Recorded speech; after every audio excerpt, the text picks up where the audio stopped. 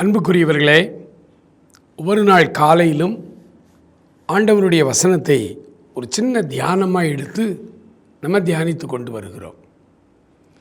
இது கடைசி காலமாக இருக்கிறபடினாலும் அரசியல் சூழ்நிலையும் பொருளாதார சூழ்நிலைகளும் உலகமெங்கும் ஆங்காங்கே போர்கள் சண்டைகள் சூழ்ந்திருக்கிறதினாலும் நாம் இந்த கடைசி காலங்களிலே சில முக்கியமான காரியங்களுக்காக நாம் தேவ சமூகத்திலே ஜெபிக்க வேண்டும். ஆகவே காலைதோறும் நம்முடைய தியானம் ஆண்டவருடைய எச்சரிப்பின் சத்தமாய் எனக்கு வருகிறது. அதில் முதல் காரியத்திலிருந்து நாம் தியானிப்போம்.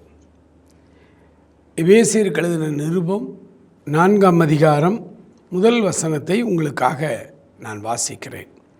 ஆதலால் கர்த்தர் நிமித்தம் கட்டுண்டவனாகிய நான் உங்களுக்கு சொல்லுகிற புத்தி என்னவெனில், நீங்கள் அழைக்கப்பட்ட அழைப்புக்கு பாத்திரவான்களாய் நடந்து. இந்த காலை வேளையிலே ஆண்டவருடைய ஊழியக்காரனாக அவரோடு கூட நடந்து வருகிற ஒரு வாழ்வு வாழ்கிறவனாக நான் உங்களுக்கு சொல்லுகிற இந்த காலையிலே புத்திமதி என்னவென்றால், நீங்கள் அழைக்கப்பட்ட அழைப்புக்கு பாத்திரவான்களாய் நடந்து என்று பவுல் சொல்லுகிறார். பவுல் ஆண்டவரோடு இணைந்து ஊழியம் செய்த ஒரு தேவ மனிதர். ஆகவே திருச்சபை மக்களுக்கு அல்லது ஆண்டவருடைய பிள்ளைகளுக்கு அவர் ஒரு ஆலோசனையும் எச்சரிப்பையும் தருகிறார். அழைக்கப்பட்ட அழைப்புக்கு பாத்திரவான்களாய் நடந்து கொள்ளுங்கள். ஏன்னா அழைக்கப்பட்ட தேவ பிள்ளைகள் அந்த அழைக்கப்பட்ட அழைப்பிலே நடந்து கொள்ளாமல் வித்தியாசமாக இன்றைக்கு நடந்து கொள்ளுகிறார்கள். கிறிஸ்தவ மார்க்கம், கிறிஸ்தவ மேடைகள், கிறிஸ்தவ திருச்சபைகள், திருச்சபையில் உள்ள மக்களுடைய தனிப்பட்ட வாழ்வு அழைக்கப்பட்ட அழைப்பிலே இருக்கிற மாதிரி தெரியல. ஆண்டவர் எல்லாவற்றுக்கும் ஒரு தெளிவான அழைப்பை கொடுத்திருக்கிறார். இப்போ உங்களையும் என்னையும் எடுத்துக்கொள்ளுங்கள். ஆண்டவர் நம்மை எதற்கு அழைத்தார்?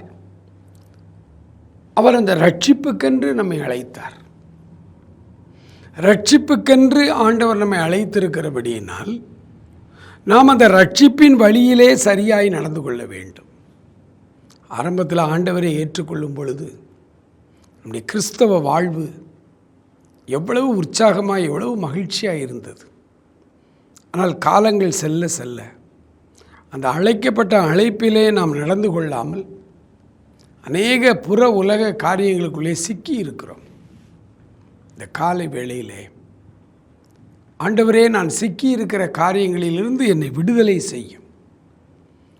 நான் விடுவிக்கப்பட்ட மனதோடு, தெளிந்த மனதோடு என்னை அழைத்த தெய்வத்தின் அழைப்புக்கு பாத்திரவானாய் நான் நடந்து கொள்ள வேண்டும் என்று ஒரு நிமிடம் நம்மை உணர்ந்து பார்த்து ஜெபிப்போமா? மகா இரக்கமுள்ள எங்கள் ஆண்டவரே, நன்றி நிறைந்த உள்ளத்தோடு நாங்கள் துதிக்கிறோம். நீங்கள் அழைக்கப்பட்ட அழைப்புக்கு பாத்திரவான்களாய் நடந்து கொள்ளுங்கள் என்று சொன்னீங்களே. Thank you Lord.